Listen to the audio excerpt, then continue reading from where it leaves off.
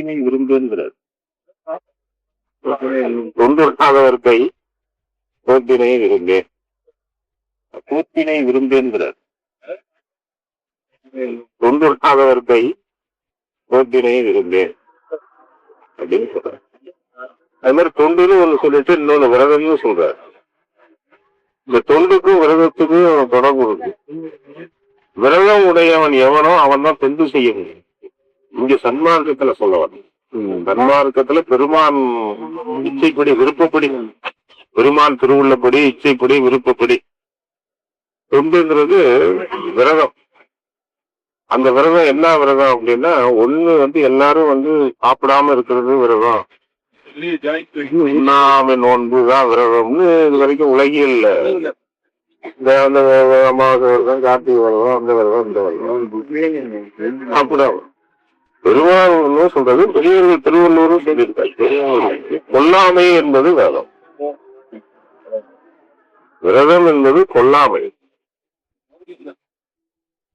உயிருக்கு இம்சை செய்யாமல். கொல்லாமை மீன்ஸ் என்ன? ஓஹோ, உடல்ல இருந்து உயிரை பிரிக்கிறது அப்படின்னு அர்த்தம் எடுத்துக்க கூடாதுல்ல.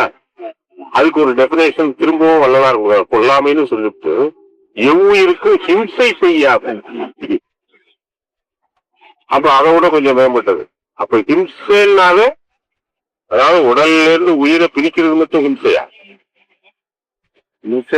உடல்ல இருந்து உயிரை பிரிக்காமலும் ஹிம்சை பண்ணலாம்ல. என்ன உயிரோடையே வச்சு சித்திரவதை பண்றியாம்பாங்க உலகில பேசுவோம். என்ன உயிரோட வச்சு சித்திரவதை பண்றது வழக்கல ஒரு இடத்துல நடக்கும். அத மாதிரி உயிரை விட்டு பிரிக்கிறது மட்டும் கொல்லாம இல்ல, உயிர் இருக்கும் பொழுதே அந்த உயிருக்கு இன்னா செய்யாமை. அது திருவள்ளுவர் இன்னா செய்யாமைங்கிறது. அது ஹிம்சை செய்யாம. பெருமாள் ஜீவர்களுக்கு இம்சை, உயிர்களுக்கு இம்சை செய்ய அந்த கொல்லாமை. அத ஒண்ணு சொல்றாரு. அப்புறம் இன்னொரு விரதம்ங்கிறது, இதைத்தான் விரதம்ங்கிறாரு பெருமாள். இன்னொரு விரதம்ங்கிறது அவரு கொடுக்குற ரெவலேஷன் என்ன அப்படின்னா, நான் கொண்ட விரதம் நின் அடியலால் பிறர்தம்மை நாணாமையாகும். நான் கொண்ட விரதம் என்னன்னா, உன்னுடைய திருவடியை தவிர பிற எவருடைய திருவடியையும் ஏறெடுத்து பாராமை. உன்னை தவிர நான் எனக்கு வேற யாரையும் நான் வணங்க மாட்டேன், யாரையும் நான் ஏற்றுக்கொள்ள மாட்டேன். இன்னும் சொல்ல போனா நான் யாரையும் மதிக்க மாட்டேங்கிறார். அவரு நிலைக்கு, அவருடைய இடத்துக்கு யாரையும் அதுலதான் நான் கொண்ட விரதம் உன்ன அடியலால் உன்னுடைய திருவடியை தவிர வேறு எவரையும் நாடாம். இந்த அடியலால் பிறர்தம்மை நாடாமை, பிறர்தம்மை நாடாம இருக்கிறது. இதுதான் இதுக்கு சத்திய உணர்ச்சி பெற்றவராயிருத்தல் வேண்டும் பெருமான் சொல்றார். அந்த சத்திய உணர்ச்சியின் அடிப்படையில் நான் கொண்ட விரதம் நிச்சயமாய் நிலைக்க அவர் கற்புடையவராய் பிறந்தாருங்கிறார். கற்புனா என்ன? இதுதான் அந்த இது. அதாவது ஒருவரை தவிர நான் வேறு ஏழையும் ஏறெடுத்தும் பாரு என்று அப்படி கற்பு பேசுது நம்முடைய சன்மார்க்கம். அவர்தான் சுத்த சன்மார்க்க அன்பர்னு பேர்.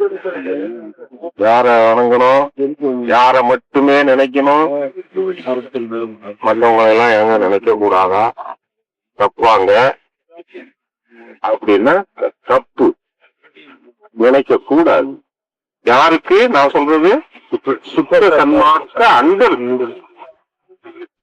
சுத்த சன்மார்க்கத்துக்கு வரலன்னா எப்படி வேணாலும் இருக்கலாம். எனக்கு சுத்த சன்மார்க்கம் தான் வேணும், பெருமானுடைய லட்சியத்துலதான் அடைவதற்குத்தான் இந்த பிறவி எடுத்திருக்கிறார், என்ன இங்க கொண்டு வந்து சேர்த்திருக்கிறாரு. இந்த பிறப்பிலேயே நான் பெருவாழ்வு பெறுவதற்கு நான் முயற்சி செய்ய கடமைப்பட்டிருக்கிறேன். நான் ஆன்ம லாபத்துக்காக தான் இந்த தேகம் எடுத்து வந்திருக்கிறேன்.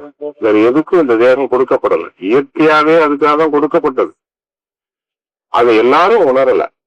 இப்போது வள்ளல் பெருமாட்ட வந்த அன்பர்கள் உணர்ந்து அதை பெறுவதற்கு தன்மார்க்க பாதையில முயற்சி செய்துட்டு இருக்கோம். அதுக்குத்தான் நம்ம சுற்றிவாக வந்துட்டு இருக்கோம், வேற எதுக்கும் இல்லை.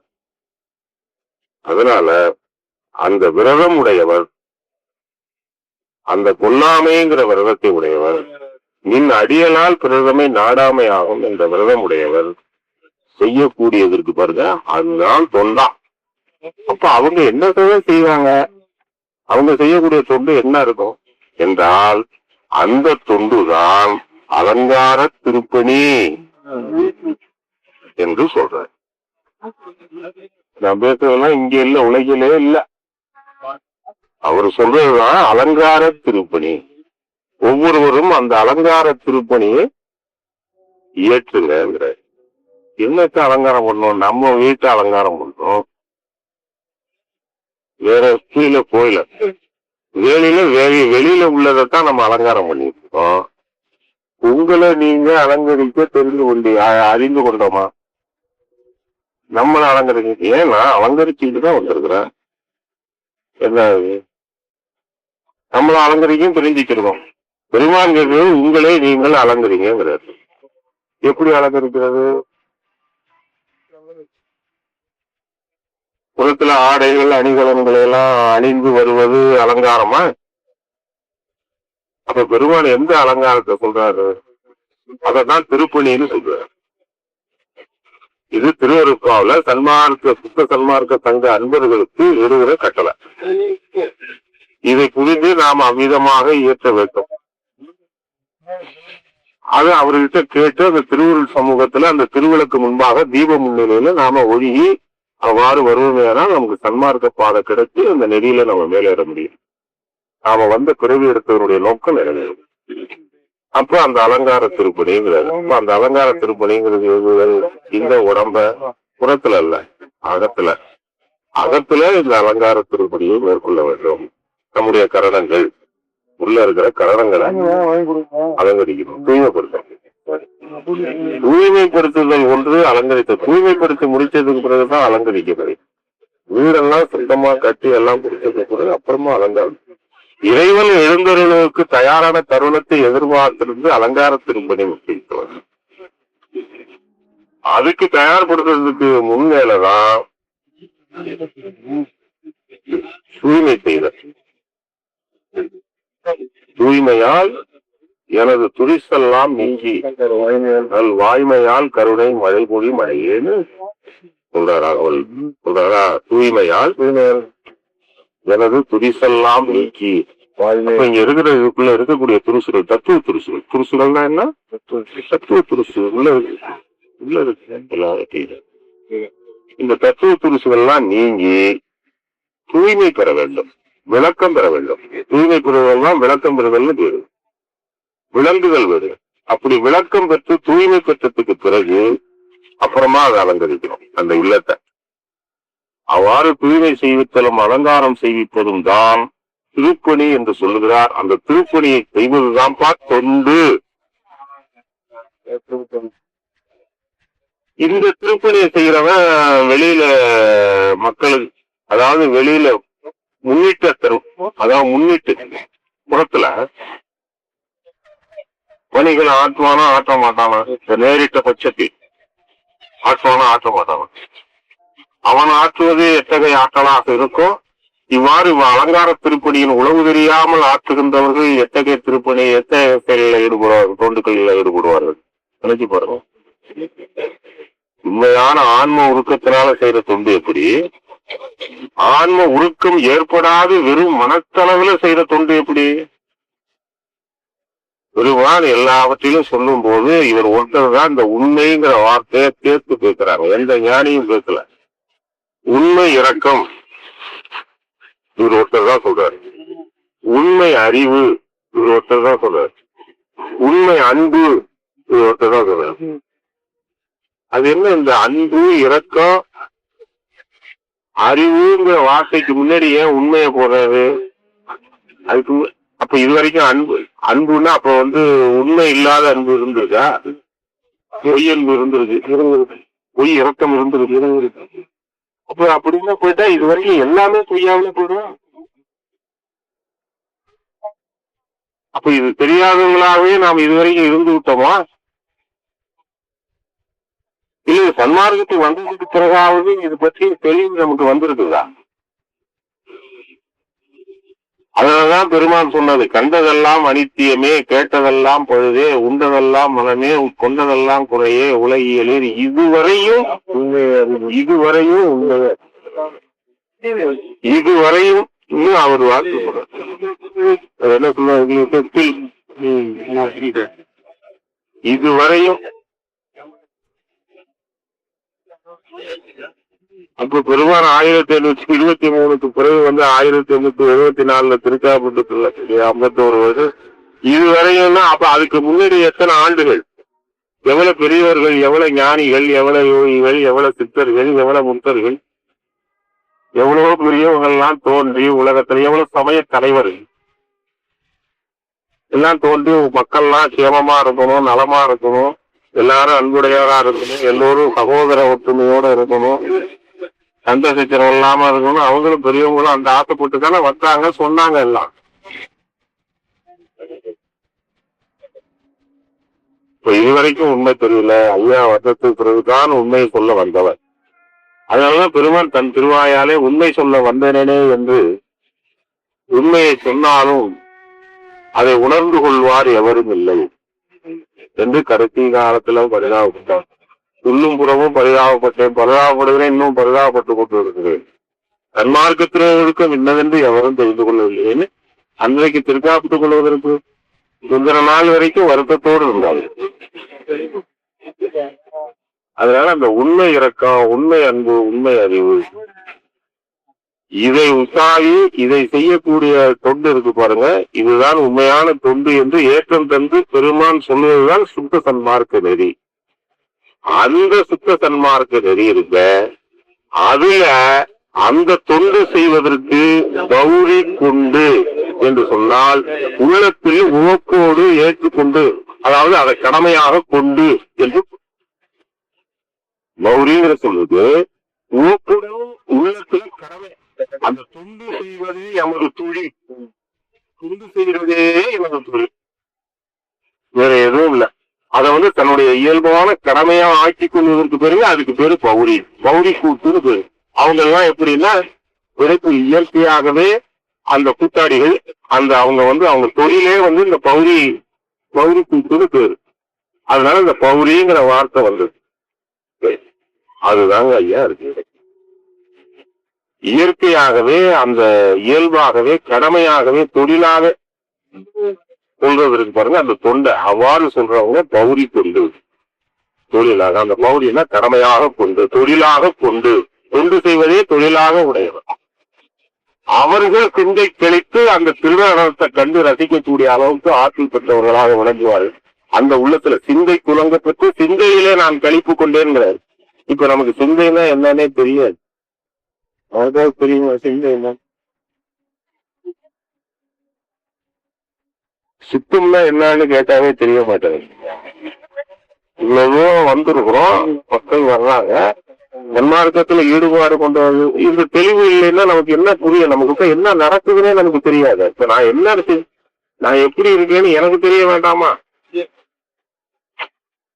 சித்தம் என்றாலே என்ன என்று தெரியாது, அப்புறம் சிந்தைங்கிறதுக்கு எங்க தெரியும்? அந்த சித்தம் தான் சிந்தையாக ஆகுது. எப்படி மரமானது உள்ளமாக துளங்குதோ அதுபோல சித்தம் என்பது, சித்தம்ங்கிறது நம்முடைய தத்துவத்துல ஒண்ணு. இந்த மனம் விட்டு சித்தம் அகங்காரம்னு சொல்லக்கூடிய கரணங்கள் இருக்கு பாருங்க, நம்முடைய உள்ளுடம்பு கரணம், உள்ள அந்த கரணம், அதுல சித்தம்னு ஒரு தத்துவம். அந்த தத்துவம் தான் சுத்த தத்துவமாக சிந்தையாக மாறும். தாய்மானவன் கூட சொல்லுவார், சிந்தை அறியாருக்கு செப்பாதேங்கிறாரு. சிந்தை அறியாருக்கு செப்பினும் இது வெகு தர்க்கமாகும். சிந்தை அறியாருக்கு செப்பினும் வெகு தர்க்கமாகும். அவனுக்கு போய் சொல்லாதப்பாங்கிற திவ்ய குண மார்க்கண்டர் சுகராதி முனிவர்கள் சித்தாந்த நித்தியரனோ சந்ததமும் வேதமொழி யாதொன்று பற்றின் அதுதான் தான் முந்துடும். சிந்தை அறியாருக்கு போதிப்பது அல்லவே. சுற்றினும் வெகு கர்ப்பமாம் என்று அவர் கூட சொல்றார். இதனால அந்த சிந்தைங்கிற இடத்துக்கு நம்ம போகணும். தன்மார்க்கம் உள்ளோங்கிற இடத்துக்கு நம்ம போகணும். இப்ப மனசை கடந்து மனத்துலதான் நம்ம இருக்கிறோம். மனத்துலதான் அதுக்காகதான் நம்ம இதெல்லாம் கடந்து உள்ளத்துக்கு போனோம்னா தன்மார்க்க வாழ்வு கிடைக்கும். தன்மார்க்க வாழ்வுக்கு உரியவர்களா நாம் ஆக்கப்படுவோம். திருவுருள் நமக்கு அந்த பேச்சினை வழங்கும். அதன் மூலமா நாம் அந்த பிறப்பினுடைய இதை நம்ம ஈடேற்றி கொண்டு பெருமாள் இடத்துல வர முடியும். அதனாலதான் அந்த வார்த்தை அவர் பௌரி கடமையா வழக்க தொழிலா அதுவும் இயல்பாவே இருக்கிறது. கடமைங்கிறது கூட இயல்பாவே அந்த தொண்டுங்கிறது அவங்களுடைய இயல்பாவே ஆயிடுமா. அதுக்கு பேரு பௌரி. இயல்பாவே ஆகும். இயல்புல பிறவி குணம், அதாவது இயல்பாவே எப்போதுமே அந்த தொண்டிலேயே இருப்பாங்களாம். அதை தவிர வேற எல்லாமே கிடையாது. தொண்டு செய்வதே அவர்களுக்கு தொழில். அதுதான் தொண்டு. உன் திருவடியை ஒன்று மட்டுமே நினைத்து கருதி கொண்டே இருக்கிறது தொண்டு. ஆண்டவருடைய திருவடியே நினைத்து கொண்டே அது நினைத்து கொண்டு இருக்கிறதுனா ஒண்ணுமே ஒரு வேலையும் செய்ய முடியாது. வேற வேலை எதுவும் செய்ய முடியுமா? அது மாதிரி ஆயிடும். சிந்தனையில் வைத்துக் கொண்டிருப்பது, அந்த கருத்தில் கொண்டு இருக்கிற சொல்றார். நினைத்து கொண்டே இருக்க உன் திருவடியின் மறவாத நினைவு வேண்டும், மனம் வேண்டும் கேட்கிறார். ஆனா அதுக்கு பிறகு என்ன செய்ய, முதல்ல மனசுல நினைந்து அந்த நினைப்புங்கிறது மனதுல தோன்றுவது, மனதுல இருந்து பிறகு உணர்ந்துங்கிற அடுத்த படித்தரத்துக்கு போறாங்க. அப்ப அந்த கருத்துல கருத்துல வந்துட்டா நம்ம எல்லா வேலைகளும் செய்யலாம். தன்மார்க்கம் சகஜத்துல சகஜ நிலை மாறாம இருந்து உலகியலை நடத்தி கொண்டு பெறக்கூடிய ஒரே மார்க்கம் தன்மார்க்கம். மற்ற மார்க்கத்தாலையெல்லாம் முடியாது. எந்த மார்க்கத்தாலும் இல்லையா. அது துறவு நிலைக்கு கொண்டுட்டு போயிடும். முதல்ல ஆரம்பத்துல இருப்பீங்க, பிறகு அந்த மார்க்கத்துல வேறு மார்க்கத்தினுடைய வழிகள்ல போனீங்கன்னு வச்சீங்களா, பிறகு அது துறவுக்கு போயிடும். துறவுக்கு கொண்டு போயிடும். துறவுக்கு போனாதான் அந்த இடத்த பிடிக்க முடியும். அவங்க சொன்ன இடம் கதைகள் இருந்துட்டாங்களா. தன்மார்க்கம் அப்படி அல்ல. சகஜ வாழ்க்கையில இருந்து கொண்டு, உலக வாழ்க்கையில இருந்து கொண்டு, இல்லறத்துல இருந்து கொண்டு, எல்லா தொழில்களும் நமக்கு வேண்டிய நாம பொருள் ஈட்டக்கூடிய தொழிலை செய்து விட்டு அவைகள்ல தாராமல், அவைகள்ல அவைகள் நம்மளை ஆட்கொள்ளாமல் அவைகளை நீங்க நடத்தி கொண்டு, அதாவது உங்கள் அதிகாரத்தில் நடத்தி. உங்கள் அதிகாரம் உங்களுக்கு ஏது அதிகாரம்? திருப்பி கேட்கலையா கேள்வி? என்ன அதிகாரங்கிறீங்க? எங்களுக்கு ஏதுங்க அதிகாரம்?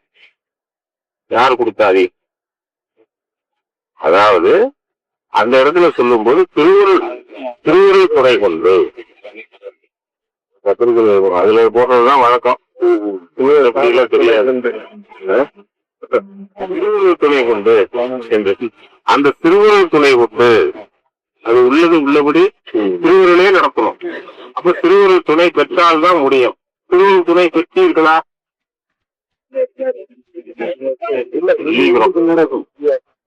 திருவுருள் துணை பெற்றோமா?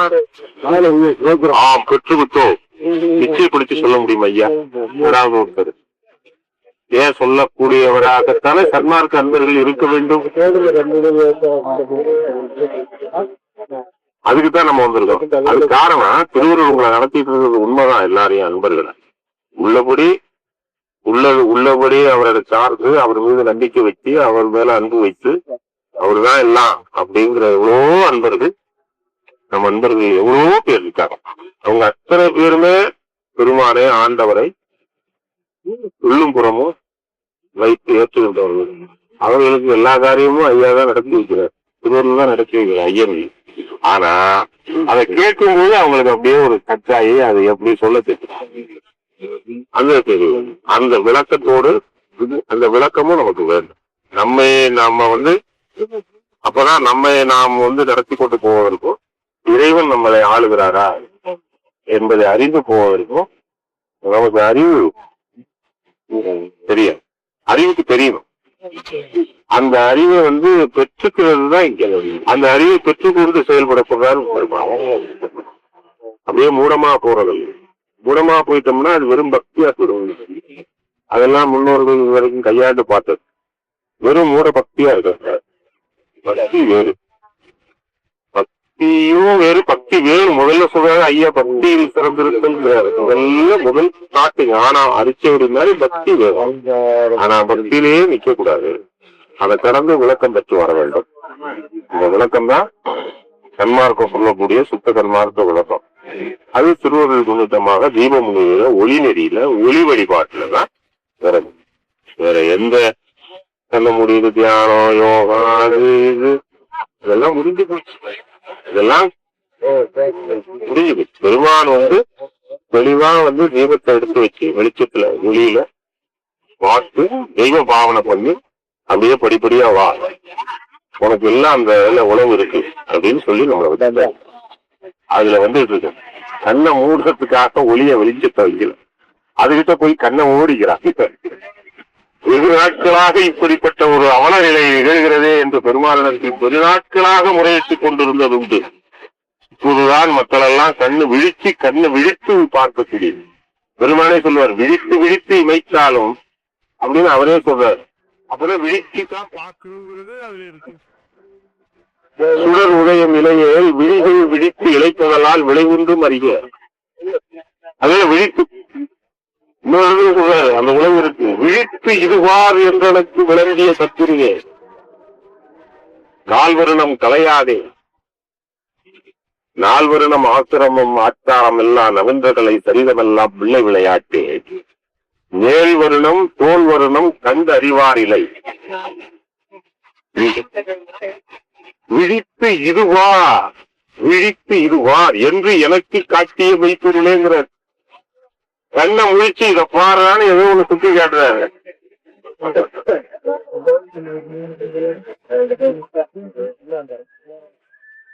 இந்த உண்மை விளங்க வேண்டும். அதனால தீபம் நிலையில இந்த மாதிரி சக்தி சார்ந்ததுதான் இருக்கு. என்னுடைய வார்த்தையில எதுவுமே ஒரு வார்த்தை கூட பேசுவது சிறியனுக்கு தகுதி பெருமாள் சொல்றது. அதனால பெருமாள் சமூகத்துல தீபத்துல ஆண்டு உறவு ஆண்டவர் உறவு கொள்ள சன்மார்க்கம் என்பது உறவு பெயர். இறைவனுக்கு நமக்கும் உறவு ஏற்படுத்திக் கொள்வதுதான் சன்மார்க்கம். எனக்கும் ஐயாவுக்கும் எனக்கு 2 பேருக்கு நமக்கு உறவு. இந்த உறவு எப்பேற்பட்ட உறவு? அது மாதிரி உறவு இப்ப வீட்டுல இருக்கிறோம்னா உறவு, கணவன் மனைவி உறவு, தாய் தகப்ப பிள்ளை உறவு. அதுபோல தெய்வத்தோடு உறவு வைத்துக் கொள்வது சன்மார்க்கம். அப்படியே சமாதிக்கு போறதில்லை. இதுவரைக்கும் போனதெல்லாம் அந்த நிலை. நாமெல்லாம் தெய்வத்தோடு உறவு வைத்துக் கொள்ளும். மனிதனிடத்தில் மட்டும் உறவு வைத்துக் கொண்டு வந்தோம். அந்த உறவு எந்த வகையிலும் நமக்கு துணையாக வரப்போற உறவு அல்ல. ஏன் துணை? உயிருக்கு துணையாக வரக்கூடியதல்ல. சரி, அப்ப இந்த உடம்புக்கு துணையா வருதா? வேற எதுக்கு துணையா? நீ வச்சிருக்க சேர்த்து வச்சிருக்க அந்த பொருளுக்கு துணையா வருமா? வேற எதுக்குதான் அது துணையா வருது சொல்லுங்க. நான் வைத்திருக்கிற உறவெல்லாம், இந்த மனித உறவுகள்லாம் எதுக்கு துணையா வருது? திருப்பி அப்படின்னா இப்பெல்லாம் ஏங்கய்யா நீங்க இந்த உறவுல தானே நீங்க இருக்கீங்க அப்படின்னு திருப்பி கேளுங்க. கேட்க தோணுமா? யாருக்காவது சில பேருக்கு கேட்க தோணி இருக்குமா? கேட்க ஒருத்தருங்க அதுக்கு பெருசை கடமைப்பட்டு கேட்கலாம். கேட்க அறிவு எதை கேட்க உசாவுதோ அதை உசாவும். எதுக்குமே இந்த உறவு இதுல சொல்லுவான், நீ முந்தியோ நான் முந்தியோ ஒரு இதுல காசை கொடுப்போம் அப்படின்னு அதை வச்சுக்கோ. இத வச்சுக்கோ. எதுக்கு தெரியுமா கொடுக்குறேன்? நீ முந்தியோ நான் முந்தியோ அப்படின்னு ஒரு சினிமாவில சொல்லுவாங்க. ஞாபகம் வருது. யாரையும் நம்பாத, இத வச்சுக்கோ. அப்படி அது மாதிரி யாரும் துணையா வரப்போறது. அதெல்லாம் உற்றவரும் பெற்றவரும் உடைமைகளும் உலகியலும் மொத்தமா சொல்லிட்டாரு. உலகியல், உற்றவர் பெற்றவர் துணைவர் உலகியல் யாரும் உற்ற துணை அதனாலதான் உயிருக்கு துறை. அந்த உயிருக்கு துறை யாரு? உயிர் பெருமான் ஒருவர் உயிருக்கு துணையாக இருக்கக்கூடியவர், நம்ம எல்லோருக்கும் துணையாக இருக்குது. அவருடைய உறவை பெற்றுக்கொள்ள வேண்டும்ங்கிற ஒரே கருத்துலதான் நம்ம சித்திவில்லாத திருமாளிகைக்கு நாம வர்றோம். ஆண்டவர் சமூகத்துக்கு நாம வந்து கொண்டிருக்கோம். பல சிரமங்களுக்கு மத்தியில, பல்வேறு பிரச்சனைகளுக்கு மத்தியில, பல்வேறு இடர்பாடுகளுக்கு மத்தியில, பொருளாதாரம் காசு இல்லாத கிடைக்கலையே இந்த பூசத்துக்கு போகணுமேனு எண்ணி எண்ணி பல நாளா இருந்து ஏங்கி காசு வருவிச்சுக்கிட்டு வர்றவங்க எல்லாம் எவ்வளவு பேர் இருக்காங்க. வரணும் பெருமாட்ட. ஆனா நோக்கம் எந்த நோக்கம்? இந்த நோக்கத்திற்காக அதை நாம தெளிவுபடுத்தி கொண்டு அதுல நாம சரியா போகணுங்கிறத நம்ம கவனம் வைத்துக் கொள்ள வேண்டும். அந்த உயிர் உறவு, அந்த உயிர் உறவை பெற்றுக்கொள்வதற்கு தான் பெருமாள் தன்மார்க்கம். அதைத்தான் சொல்லு. மற்றதெல்லாம் உறவு, தெய்வத்தோடு உறவு செய்து தெய்வத்தோடு உறவு வைத்துக் கொள்ள சொல்ல. இது ஒரு உறவுங்கிறதுக்கு வேறு மற்ற தெய்வத்தை நினைத்து மனோலயம் பண்ணி அப்படியே சமாதியில போய் அருந்துவது. இது எப்படின்னா விழிப்பு நிலையிலேயே. அப்ப தெய்வத்தோடு உறவு வைத்துக் கொள்வது, நீங்க எப்போதும் விழிப்பா இருந்தீங்கன்னா தான் தெய்வத்தோடு உறவு விடும். நீங்க தூங்கிட்டீங்கன்னா தெய்வத்தோடு உறவு வைத்துக் கொள்ள முடியுமா? தெய்வத்திட்ட உறவு வைத்துக் கொள்வார்கள். யாரு தூங்குகிறவர்கள்? சமாதி நிலை பெற்றவர்கள். கண்ணை மூடி தியானம், யோகம், கரிய யோகம், ஞானம் என்ற பாதையில பழைய சாதனா நிலைகள்ல மேற்கொண்டு போகக்கூடியவர்கள், சமாதி நிலையை நோக்கி போகக்கூடியவர்கள். அவர்கள் கண்ணை மூடி அவங்க தூங்குகின்றவர்கள். நாம விழித்திருக்கிறவர்கள், விழிப்போடு இருக்கிறவர்கள் தான் உறவு. விழிப்புலதான் உறவு வைத்துக் கொள்ள முடியும். தூக்கத்துல உறவு வைத்துக் கொள்ள முடியுமா? அவங்கவுங்க எல்லாரும் கண்ணை மூடி தூங்கிட்டு இருக்காங்க. உறவு வைத்துக் கொள்ள முடியுமா? உறவு ஏற்படுமா? விழிப்புல ஏற்படக்கூடியது. அப்ப இந்த உறவுங்கிறதுக்குள்ளேயே பொருள் என்ன இருக்கு? விழிப்பாக இருந்தால்தான் உறவு வரும். அப்ப விழிப்பு என்பது இந்த புறக்கண், இந்த கண்ணு மட்டும் விழித்து இருக்கிறது மட்டுமல்ல, நம்முடைய கருத்தும் விழித்திருக்க வேண்டும். அறிவு எப்போதும் விழிப்பிலேயே இருக்க வேண்டும். அறிவு மூடிவிடக்கூடாது. அதை எந்த திரையும் மூடிவிடக்கூடாது. அது எப்போதுமே பிரகாசித்துக் கொண்டு விழிப்போடு இருக்க வேண்டும் என்பது அதுல இருந்தே தெரியும். அதனால அந்த அறிவை கொண்டு செய்வதுதான் உறவு, விழிப்புனால உண்டாவதுதான் உறவு. அந்த விழிப்புங்கிறது ஒளி நிலை இருந்தாதான் வரும். ஒளி இல்லைன்னா விழிப்புடுங்க. இப்ப சித்தி விழாத்துலதான் முழிச்சுக்கிட்டு இருக்கோம். விடிய விடிய நண்பர்கள் முழித்துக் கொண்டுதான் இருக்கு. இப்ப நம்ம எல்லாம் வீட்டுல இருந்தா என்ன செய்வோம்? ராத்திரி ஆயிடுச்சுன்னா எல்லாரும் சீக்கிரம் பாய போடு, பிள்ளைங்க எல்லாம் பாய போடும், படுத்து தூங்கணும். அப்ப ராத்திரி வந்துட்டா தூங்கணும், பகல் ஆயிடுச்சுன்னா ஓடி வேலை செய்யும். அப்ப பகல்ல விழிப்பு, ராத்திரில தூக்கம். இப்படியே நம்ம பழகி போயிட்டோம். சில பேர் ராத்திரி பூரா வீட்டுக்கு இருப்போம், பகல்ல பூரா தூங்குவோம். அதுவும் இருக்கு. அது அவங்கவுங்க இருக்கு. ஆனா நிலை என்ன அப்படின்னா, வெளிச்சம் என்றால் விழித்த விழிப்பு நிலை, இருள் என்றால் மயங்கிய நிலை, தூக்க நிலை, மூட நிலை, அறியாமையில ஆட்பட்ட நிலை என்று பொருள். அதனால விழிப்பிலேயே இருக்கும்படி வைக்கிறதுக்காக தான் பெருமாள் தீபத்தை வச்சாரு, ஒளி நெறிய பூத்தினாரு, ஒளி வழிபாட்டை எடுக்க சொன்னாரு. அதனால நம்ம கண்ணை திறந்து தீப முன்னிலையில் உட்கார்ந்து தெய்வமாவனை மூலம் அரிப்புரிஞ்சோதி ஆண்டவருக்கு நாமக்கும் ஒரு உறவை ஏற்படுத்திக் கொள்கிற வகையில தெய்வ வழிபாடு செய்ய சொன்னதுதான் சுத்த சன்மார்க்க வழிபாட்டு முறை. இது அல்லாததெல்லாம் சுத்த சன்மார்க்கத்திற்கு உரிய முறைகள் அல்ல என்பதை தெளிவாக அவர் சன்னிதானத்துல சத்தியமா உணரும்.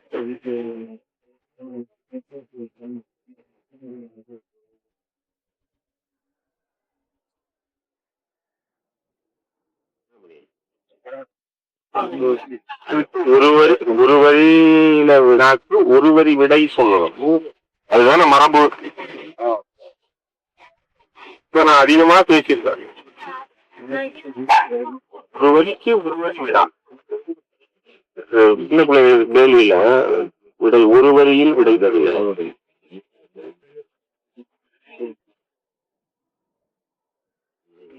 அப்ப ஏன்னா அதனுடைய சாராம்சத்தை எல்லாம் சொல்லி பண்ணணுமேங்கிறதுக்காக அது மாதிரி சொல்றேன். ஏன்னா இந்த ஒரு வாட்டி போட சொன்னா ஒண்ணுமே தெரியாது, ஒண்ணும் புரியாது. இந்த பௌரிங்கிறதுக்கு இந்த காலத்துல வழக்கு சொல்லு, அது அப்படியே பெருமான் கையாண்ட பாடலா இருக்காரு. அதுக்கு கடமை, வழக்கு, இயல்பு பல பொருள் இருக்கு அப்படின்னு சொல்லிட்டு வச்சுக்க. அதை கொண்டாக அப்படி கொண்டாடுகள்னு பொருள் வேற ஏதாவது இல்ல. இப்ப நான் சொல்லி வந்த சாராம்சம் என்னென்ன பாயிண்ட் தெரிஞ்சுக்கிட்டீங்க. என்னென்ன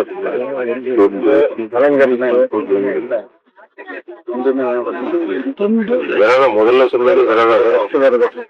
அதுல கொல்லாமைங்கிற விரதம் அப்படியே அப்டாக்ட் மாதிரி வாங்கிக்கணும்.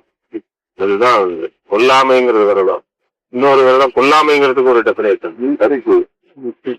ஜீவஹிம்சை செய்யாது.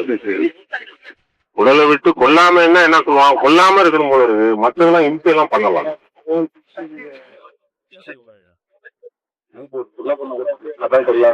அப்படி நினைச்சிருவாங்க. ஹிம்சை செய்யாம,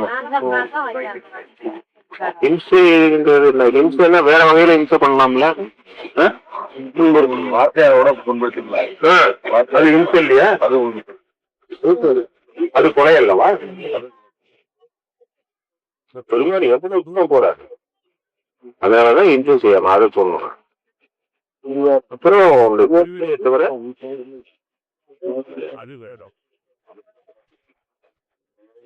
ஜீவகாருண்யத்தை 2 விதமா பிரிக்கிறாரு. ஒண்ணு ஜீவகாருண்யத்தை விரதமாக கொள்வது, மற்றொன்று ஒழுக்கமாக கொள்வது. ரெண்டு என்ன வேறுபாடு?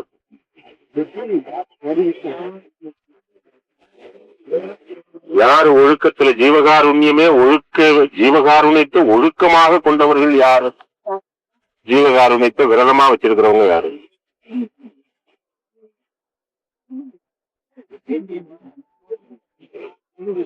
வாழ்ந்தவர்கள் ஜீவகாருண்யங்கிறது விரதம். ஜீவகாருண்யத்தை விரதமா வச்சிருக்கிறவங்க தெரியுதா? ஒதுக்கி ஜீவகாருண்யங்கிறது நம்ம சாப்பாடு போடுறது அதானே.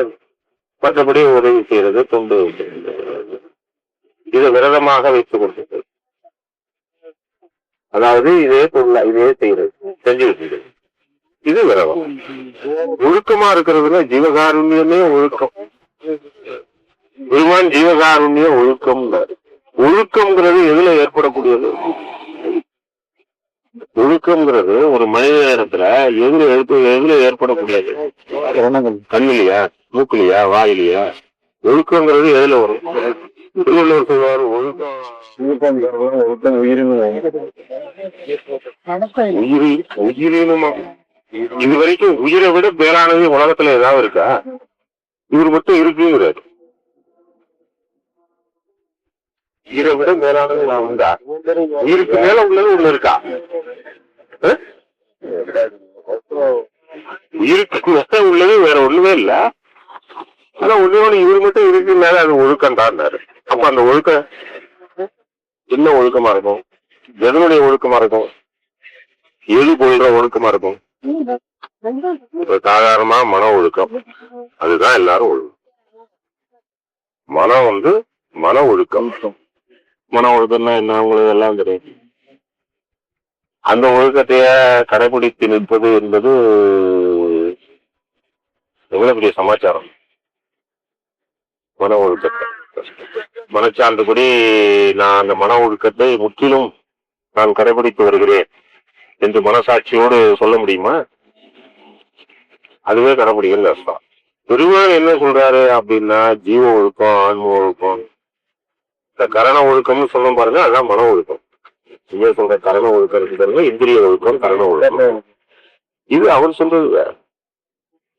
ஆனா மன ஒழுக்கம் என்பது உலகியலான உலக நெறிப்பட்டு, அதாவது அறநெறி, அறம்னு சொல்றோம்ல, அந்த அறநெறிக்கு உட்பட்ட ஒழுக்கங்கள், அது மன ஒழுக்கம். பஞ்சமா பாதங்கள்லாம் பண்ணாம இருக்கிறது, பொய் சொல்லாம இருக்கிறது, போல் சொல்லாம இருக்கிறது, புறங்கூறாம இருக்கிறது, இது எல்லாமே யாரு கிடப்படுது? புறங்கூறாம இருக்கிறது, போல் சொல்றது,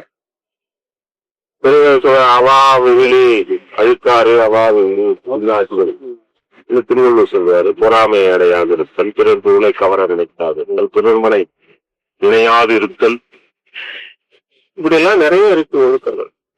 இதெல்லாம் மன ஒழுக்கத்துக்கு இருக்கு. ஆனா பெருமான் சொல்றாரு ஜீவ ஒழுக்கம் ஆன்ம ஒழுக்கம்ங்கிறாரு.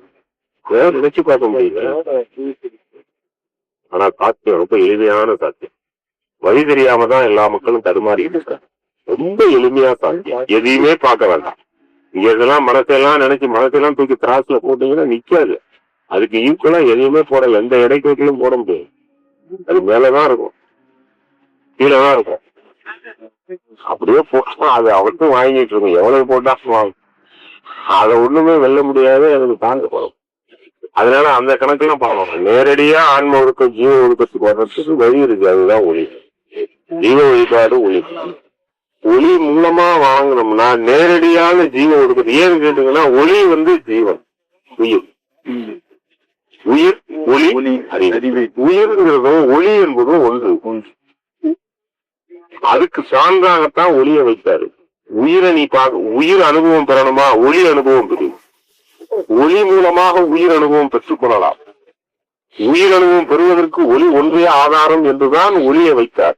அப்ப ஒளி மூலமா நீ பரிச்சயம் பண்ணி ஒளி இடத்துல உனக்கு நட்பு கிடைச்சி, தொடர்பு கிடைச்சி, அதுல விஷயங்கள் கிடைச்சி, விளக்கம் கிடைச்சி, அனுபவம் கிடைச்சதுன்னா டைரக்டா ஜீவம் இருக்கும். அப்படி டக்கு லிப்ட்ல ஏறணும் மாதிரி அப்படியே லிப்ட்ல வச்சு மேல அரண்யத்துக்கு போன மாதிரி கம்பெனி நீங்க படியேறவே வேண்டியிருக்கு. 1ஆம் படி, 2ஆம் படி, 3ஆம் படி. எத்தனை பிறகு எவ்வளவு கஷ்டப்படணும். வேண்டியதில்லை. அப்படியே லிப்ட்ல வச்சு மேல விட்டது மாதிரி உங்களை தூக்கி கொண்டு வந்து ஜீவ ஒழுக்கத்தில் நிப்பாட்டினார. இவ்வளவு கருணையினால் கொடுக்கப்பட்ட இந்த வழி நிலையை, இந்த வழி முறையை மாட்டாமையினால் ஏன் அதிர்ந்துகின்றார்?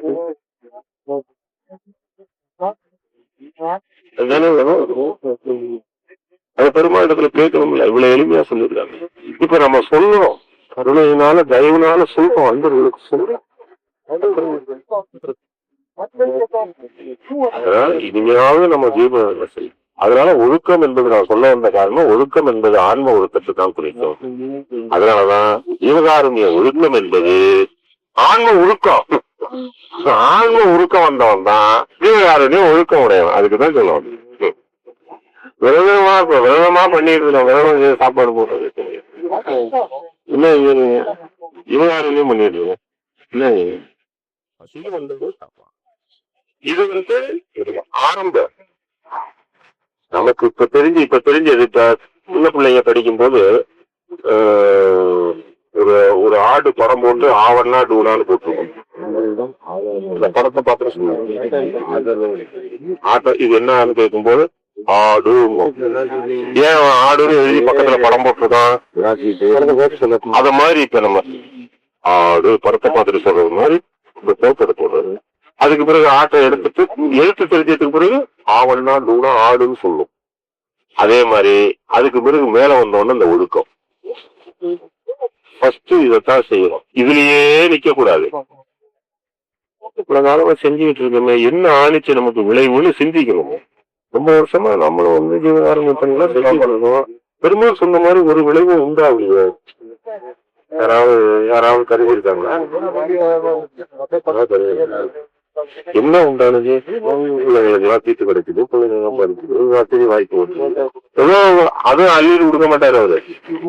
இவரு ரொம்ப கணக்கான ஆள். இவரை பத்தி தெரிஞ்சுதான் மணிகணக்கு 10 இரவு வரும். இவர் மட்டும் தனி சப்ஜெக்டா பேசுறதுன்னா இவரை அது ரொம்ப பிராக்டிஸான ஆள். உலக ஞானிகள்ல இவரு தனி வினோதமான. ஆனா பூர்ண கருணை, நம்ம மேல ரொம்ப கருணை உள்ளவர். அதனாலதான் அப்படி உள்ளவர். அந்த கருணை யாருக்கு இருக்கோ அவங்க அது மாதிரி இருக்காங்க, தாய் மாதிரி. இல்லைன்னா கசக்குது துப்பிடுங்கிறதுனால கசப்பு மரங்களை வச்சு கொடுக்கறது மாதிரி தாய் எப்படியாவது கொடுப்பாங்க. அத மாதிரி ஆள், வேற ஒண்ணும் இல்ல. அது தாய் என்ன இனிப்பு அதை எப்படியாவது கொடுத்து பக்குவப்படுத்தணுங்கிறதுக்காக அது மாதிரி செய்யறது. தாய் அப்படிதான் செய்யும். அந்த மாதிரி தாயினும் கால பறிந்து நமக்கு ஊட்டுக்கின்ற கருணை உடையவங்க. அதனால அது மாதிரி இருக்கணும். அதனால அந்த படியிலேயே இருக்கக்கூடாது. ஃபர்ஸ்ட் அதுக்கு பிறகு ஒழுக்கங்கிற இடத்துக்கு வரணும்னா நம்ம விளக்கம் பெற்று வரணும். அந்த விளக்கங்கள் ஏற்படுவதுதான் தன்மார்க்க விளக்கம். அது தீபமுனில ஒளிநெறியில இருக்கு. அதனால ஒளி வழிபாடு சிறக்கவில்லை. ஒளி மூலமா இப்படித்தான் வணங்கணுங்கிற விதி. அது இப்ப ஜீவகாருண்ய மானிய 2ஆம் பாகம் எழுதி இப்ப வெளியிடுற ஒரு ஐயா 2000 காப்பி போட சொல்லி தைப்பூசத்தன்னைக்கு அதுல ரொம்ப அற்புதமான இதெல்லாம் சொல்லி அன்பர்களுக்கு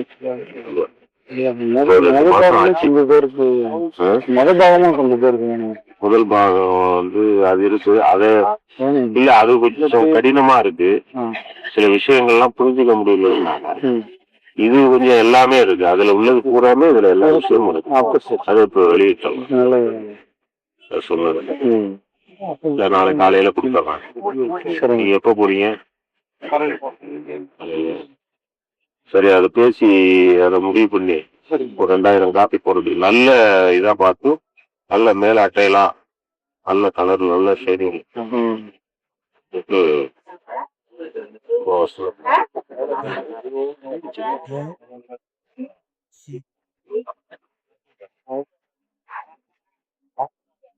இல்லைன்னா நம்ம வெங்கட்டு வர்றாரு, கொடுத்து நீங்க இருந்து ஆமா கொடுத்து போட சொல்லிடலாம். சரிட்டா, செஞ்சிடலாம். ஏன்னா அந்த பொரிய ஒருத்தரை எடுத்துக்கிட்டா எல்லாரும் கொஞ்சம் கொஞ்சமா இது பண்ண வேண்டாம். அது என்ன ரொம்ப வராது. ஒரு 3 ரூபா 6 ரூபா வரும். 5 ரூபா 6 ரூபா வரும். 2000 காப்பிக்கு அவ்வளவுதான் வரும். முதல்ல வெளியேற்றீங்கயா, அதுக்கப்புறம் அதோட மேற்கொண்டு அதிகமா வெளியேற்று. இது 2000 இருக்கட்டும். தைப்பூசத்துக்கு இது எல்லாருக்கும் நோட்டீஸ் வழங்குற மாதிரி வழங்க முடியாது. இந்த மாதிரி மெய்யன்பர் இந்த மாதிரி அன்பு அவங்க வந்து படிச்சுட்டு ஜீவிதத்துல பயன்படுறவங்க மாதிரி சரி இங்க இந்த மாதிரி குறிப்பிட்டிருக்காங்களே, இவ்வளவு காலம் நம்ம வீணாக்கிட்டோமே, இனிமே நாம இப்படி போகணும் என்ற உண்மையான உணர்வோடு அந்த பாதையில நிற்கக்கூடியவர்களா, மெய்வழிக்கு வரக்கூடியவர்களாக வரைக்கு வரணுங்கிறதுக்காக தானே நம்ம அதை சொல்றோம். அது மாதிரி காலையில வச்சு எடுத்து கொடுத்துருவேன்.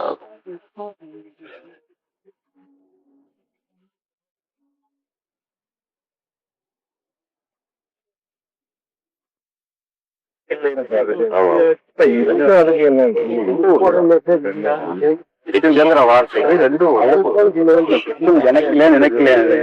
எச்சம் எனக்கு இல்லை, எல்லாம் பெருக, எனக்கு இல்லை, எல்லாம் பெருக. அச்சம் அதான் உனக்கு எச்சம் என்பது இல்லடா, எல்லாம் முடிஞ்சிருச்சு. எச்சம் எனக்கு எச்சம் நினைக்கலை, எனக்கு இல்லை, எனக்கு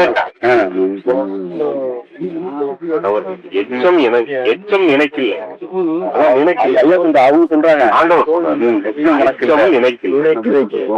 அந்த உரிய ஆண்டவர் சொல்ற ஐயாவை பார்த்து ஆண்டவர் ஐயா எச்சம் நினைக்கு எல்லாம் எல்லாம் என்று என் அச்சம் தவிர்த்தாரு.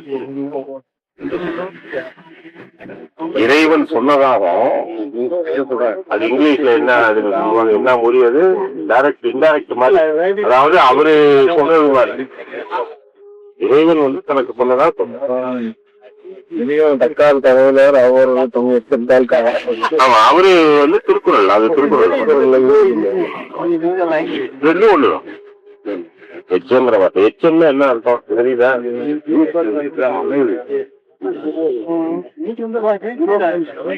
வாங்க எமரோஸ் ஐயா, வாங்க வாங்க வாங்க வாங்க வாங்க. ரொம்ப எங்க நம்ம காசி ஐயா வந்து ரொம்ப இருந்தாரு. ஐயா வந்து கருணையினால வந்தவரே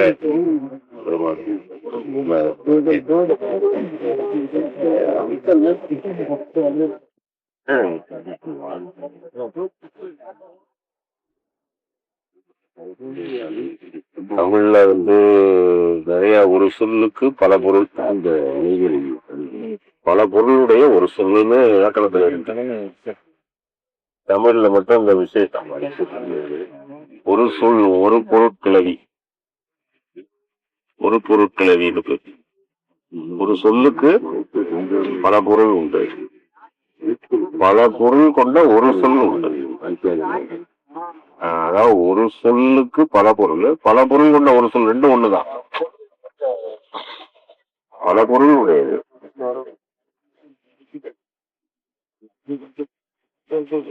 அதுக்கு என்ன அப்படின்னா தக்கார் தகவிலர். எச்சங்கிறதுக்கு அதாவது மிஞ்சி இருக்கு, விஞ்சி இருக்குல்ல, மிச்சம் எச்சமா இருக்கிறது, விட்டு செல்றது, அதுக்கு பேரு எச்சம்னு பேரு. இப்ப வந்து நம்முடைய அப்பா அம்மா பெற்றோர்களுடைய எச்சம் பிள்ளைகள் அவங்க விட்டுட்டு போறது. அவங்க எதற்கு விட்டுட்டு போறாங்களோ அவங்களுடைய, அதாவது அவங்கள்ட்ட இருந்து வந்தது மிஞ்சி இருக்கக்கூடியதுக்கு பேரு எச்சம்னு பேரு. இது இது தமிழ்ல உள்ள பொருள். பெருமாள் என்ன சொல்றாருன்னா எச்சம்னா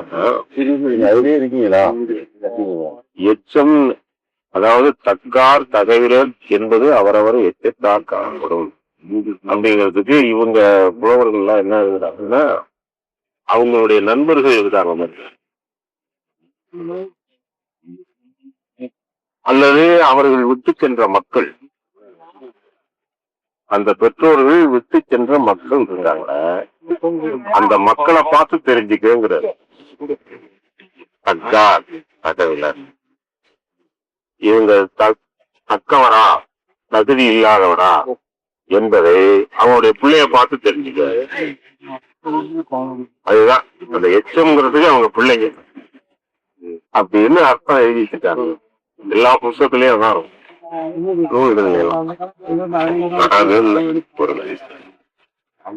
தக்கார் அது எப்படி அதை வச்சு எப்படி தக்கார் தகவலர் என்பது. அப்படின்னா மகாத்மா காந்தியோட பிள்ளைய வச்சு மகாத்மா காந்திய நினைக்கிறத தப்பாவில போச்சு அர்த்தமே இல்ல. மகாத்மா காந்தியோட புள்ள எப்படி இருந்தாரு தெரியுங்களா? அவருடைய பிள்ளைய பார்த்து மகாத்மா காந்தி தக்கார் தகவல் அவர் எச்சமாகி அவருடைய மகனை வச்சு இடம் முடியுமா? அது ரொம்ப தலைகளை மாறி போயிடும். அது அது உண்மையான பொருள் அல்ல. அதனால பெருமை தக்கார் தகவலர் என்பது அவரவர் எச்சம்.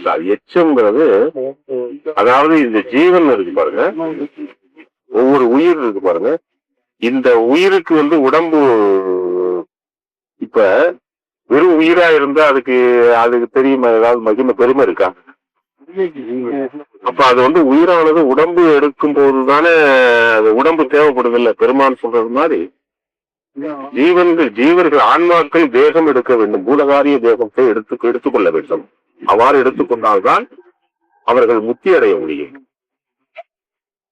அந்த முக்திங்கிறது கடவுள் நிலையை அடைந்து அந்த இன்பத்தை அடைய முடியும். அதுக்காகவே பூலகாரிய தேகம் கொடுக்கப்படுகிறது. அதுக்கு மாயை முதற்காரணமாக இருக்கிற காரணத்தினால் முதற்காரணமாக மாயையின் பொறுத்து இந்த தேகம் எடுக்கிறது. ஜீவர்கள் தேகம் எடுத்துக்கொண்டே இருக்கிறார்கள் சொல்ற. அப்ப இந்த தேகம் வந்து அப்ப இதனுடைய எச்சம் எது? அதாவது உயிருங்கிற அந்த தாய் தகுதியருக்கு எச்சமா இருக்கிறது இந்த உடம்பு ஆகிய தத்துவம். இந்த உள்ள இருக்கு பாருங்க, இந்த தத்துவங்கள்லாம் வந்து இந்த உயிர்ல இருந்து வந்தது, அந்த ஆன்மா இடத்துல இருந்து வந்தது. இந்த ஆன்மா உய்யும் பொருட்டு வந்தது. உபகார கருவிகள்னு சொல்லுவாங்க. இந்த உபகார கருவிகளாக கொடுக்கப்பட்ட இந்த தத்துவங்கள் இருக்கு பாருங்க, இந்த தத்துவங்களை வச்சுதான் இந்த தத்துவங்களுக்கு தான் எச்சம்னு கேட்க. இதுல தக்கார் தகவலர் என்பது அவரவர் எச்சத்தார் காணப்படும். அப்படின்னா இவங்க தகுதி உடையவங்க தகுதி இல்லைங்கிறது எதை வச்சு பாக்குறோம்னா அவனுடைய குணத்தை வச்சு பாரு, தத்துவத்தை வச்சு பாரு. இப்ப இது பாருங்க, இது எல்லாருக்கும் பார்க்கலாம். எப்பேற்பட்ட ஞானிகள்ல இருந்து பாமரம் வரைக்கும் பார்க்கலாம். இப்ப பொருள் இப்ப எச்சம்ங்கிறது என்ன அப்படின்னா தத்துவம். தத்துவம்னா என்ன? உள்ள இருக்கக்கூடிய குணங்கள். அந்த குணங்கள் ஒவ்வொரு கருவிகள், அந்த கருவிகளுடைய குணங்கள். அந்த கருவிகளுக்கு தான் தத்துவம்னு பேரு. இப்ப மனம், மனசுல உள்ளதுங்கிறது ஒரு தத்துவம். இந்த மன தத்துவத்துக்கு வந்து அதுல இருக்கிற குணங்களை வச்சுதான் பார்க்கணும். இந்த தத்துவம் சரியாயிருச்சுன்னு வச்சுங்க, அவன் தகுதி உடையவன். தத்துவம் சரியாகலன்னா அவன் தகவிலார். அவரவர் எச்சத்தார் காணப்படும். அவங்கவுங்களுக்கு இருக்கக்கூடிய தத்துவ நிலைகள் இருக்கு பாருங்க. இந்த தத்துவ நிலையை வச்சு உள்ள இருக்கிற குணநிலைகளை வச்சு நலன்களை வச்சு உயர்ந்தவ தாக்க. தக்கார் தகவிலருங்கிற வார்த்தை அதுக்குள்ள நான் விளக்கம் போனா எதுக்கு தக்கார் எதுக்கு தகவிலர்? தக்கார் தகவிலருங்கிறார். அப்ப தக்கார் என்ன அர்த்தம்? தகவிலர் தகுதி உடையவர். எதுக்கு தகுதி உடையவர்? சம்பாதிக்கிறதுக்கு, இல்ல வீடு வாசல் எல்லாம் வாங்கி கட்டுறதுக்கு, இல்ல வேற எதுக்கு? எதுக்கு தகுதி உடைய தக்காருங்கிறது தகவில இருக்கிறது, எதுக்கு தக்கார் தகவிலன்னு ஏன் சொல்றாரு? தத்துவங்களை வைத்து சொல்றது. அப்ப அந்த தத்துவங்கள் குணங்களை வைத்து இவங்க தக்கவங்க தகுதி இல்லவங்க. பக்குவி அபக்குவின்னு இருக்குல்ல, அது சொல்றோம்ல நம்ம ஆன்மீகத்துல பக்குவர்கள் அப்படின்னு சொல்றோம்ல. அப்ப பக்குவர்கள்ங்கிறது எதை வச்சு சொல்றது? குணங்களை வச்சு சொல்ல முடியாது. உள்ள இருக்கக்கூடிய குணங்களை வச்சுதான் சொல்ல முடியும். அப்ப அந்த குணங்கள் எதுல இருக்கு? தத்துவங்கள். தத்துவங்களை சார்ந்ததுதான் குணங்கள். அப்ப அந்த குணங்களை வச்சு தகவல் அதுதான் எச்சம். அந்த இதுல ஐயா சொன்னது அதுவும் அதே போல எச்சம் நினைக்கில்லை. உனக்கு தத்துவத்தினுடைய குற்றங்கள் எதுவுமே உனக்கு இல்ல. தத்துவங்கள் எல்லாம் முடிஞ்சு போச்சு. குணா அதீதன் ஆயிட்ட. குணங்களுக்கெல்லாம் அப்பாற்பட்டவனா ஆயிட்ட. குணா அதீதன். அதனால குணங்களை வச்செல்லாம் உன்னை இடம் போட முடியாது. உலகத்துல உள்ளவங்க எல்லாம் குணங்களை வச்சு பார்க்கறது. நீ குணா அதீதன், அதீதான் அதீதன். அதனால எச்சம் நினைக்கில்லை. நீ எல்லாம் பெருக என்று என் அச்சம் தவிர்த்து. அந்த ஒரு இடம் தான் எனக்கு அச்சமாக இருந்தது. அந்த அச்சத்தையும் நீக்கிட்டேங்கிறார் பெருமானுக்கு. அந்த ஒரு இடம் தான் எனக்கு இன்னமும் அச்சத்துல இருந்தேன்.